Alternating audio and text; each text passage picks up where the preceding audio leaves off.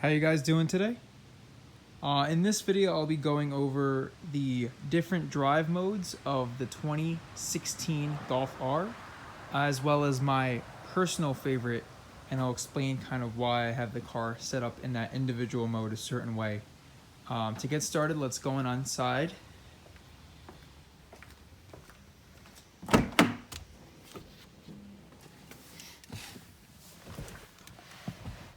I'm just gonna turn the car on.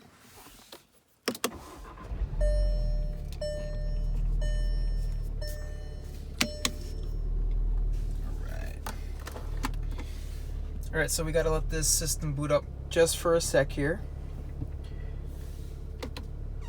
And you can see if I click down here, there is a mode button down by the shift knob. Whether you have the dual clutch or the manual, it's going to be the same location on both models. The GTI also has this button here. There's not as many functions the GTI's mode Selector can go through, but some of this will also apply to the GTI. So if I go ahead and click this, you can see that there's 4 different modes: comfort, normal, and race. Now those are kind of all just different extremes. Comfort and race are, you know, obviously the most comfortable and the most aggressive tunes to the chassis, as well as normal mode is kind of a mode that adapts to your current driving patterns. Now I'm going to go into individual, and where you actually access all of the different modes you can adjust is up here where it says adjust. So you ought to click the button down there and then hit adjust. Now these are all of the things that can be adjusted within the individual mode. Now in 2015 and 2016, there were still the models in America without the adaptive dampers, so there's a certain, you know, and as well as the adaptive cruise. So there's a couple settings in here that might not show up on your specific model, but for 2017 and newer, all of this is pretty much standard. So I'm going to go through the list and kind of explain why I have each mode set up in the way I do. So the first one here is the dampers, the damper control. Now again, comfort is going to be, you know, very compliant, and it's surprising. The car's on 19-inch wheels with very small tires. Big bumps and big potholes you'll still feel 100%. But normal stuff, I mean, the car does an incredible job absorbing it in comfort mode. If there's any aggressive driving though, it's way too soft. You get a good amount of body roll. It really is not made for that. Now, normal is going to be a nice medium. I generally drive the car around in normal mode as if I'm just kind of cruising around. If I'm doing any aggressive driving, that's when I go to my individual setup. And the normal, you know, suspension, you can definitely have a little bit of fun. There's still some body roll, and there's definitely a good amount of compliance left in the suspension. But again, the individual mode I kind of had set up as my fun mode, so I always keep the dampers in sport. The car does a great job of adjusting and making them much firmer, much less body roll. Really the only way to drive the car if you're going to be doing it in a sporty manner. Now the steering, you have 3 options there as well. Comfort's very light. It's very light.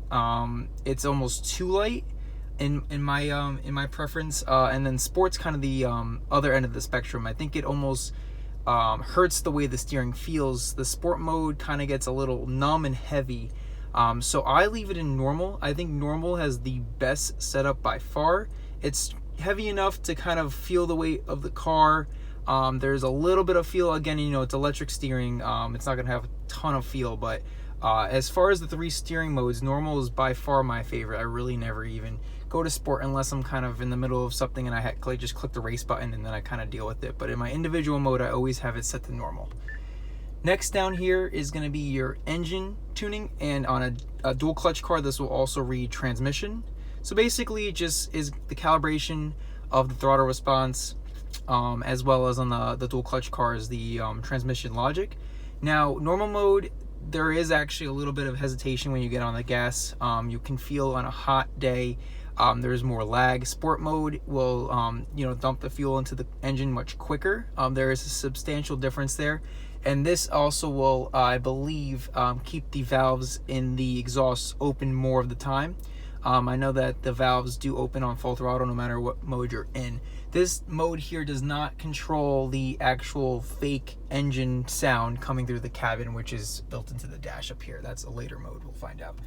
This next one here is the adaptive cruise control. There's two modes on the Golf R. Normal is going to basically just kind of not be as aggressive on acceleration and decel, and you still get to control all of that up here on the steering wheel, kind of your distance and your speed. And then Sport will just basically make the car accelerate quicker in a quicker manner. Then you have your adaptive front lighting. I love the way the lights turn in Sport mode. They're very quick versus the normal mode. They're a little bit slower. I just think that they look much cooler, and you notice it a lot more in Sport.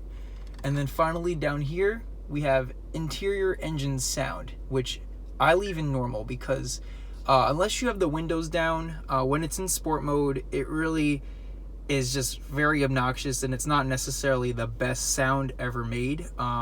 In the Golf R, it's made to almost mimic a like flat four, kind of resembles a Subaru sound. Again, with the windows down, I do Sport because it gives a little bit of more character. A lot of people turn the interior sound decoder thing off completely because they hate the fact that it exists. But I don't mind it in normal mode, and that's why I do keep it there. Now, again, you can, on the fly, whenever you want, readjust. This is kind of just how I have mine set up, and that's the beauty of individual mode. Now, quickly, comfort mode, obviously, suspension, engine, steering, adaptive cruise, all that's going to be put towards its least aggressive setting. Normal, again, has a default middle ground, but if you start driving the car a certain manner, it will adapt. And then race, kind of, they labeled it race in America. It's basically just Sport mode everything. Quicker throttle response, heavier steering, firmer suspension. The adaptive cruise is in its more aggressive setting. The engine sound is kind of a full 10 tenths. And again, you actually can rapid fire through these modes by just clicking down on the mode button down here. So you don't have to go ahead and touch the touchscreen. You can just kind of click through the mode button here, and you will get another prompt in the screen here letting you know what mode you're currently in. So that's just kind of a quick overview of the drive mode selector. Again, we're in a 2016 Golf R. This will apply to 2015 on GTIs and Golf Rs. And again, the GTI won't have as many functions as the Golf R, but the system does work very similarly. Please leave any questions in the comments below. I'll happily discuss anything you guys have questions about. And look forward to more videos, and please subscribe if you enjoyed watching this. Thank you so much. Take care.